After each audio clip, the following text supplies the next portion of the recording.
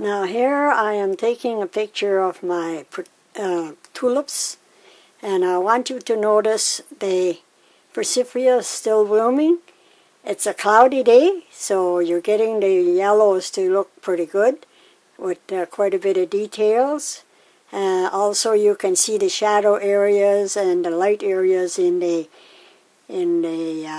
leaves and so forth of the tulips.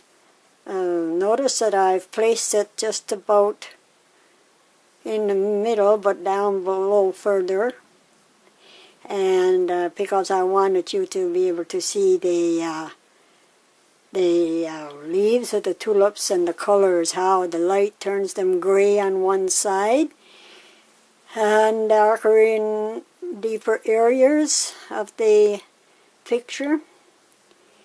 Also, that the lighting on the flowers are uniform. There's no deep, heavy shadows on the flowers, but there are some.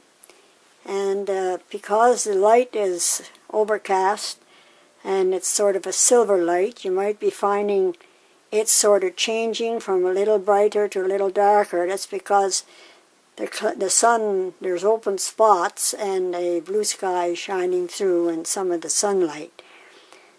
So I hope you enjoyed this short video on photography. But it's mainly so that you would study the lighting for when you're out taking videos or still lives. I'm on a long lens here, and it's out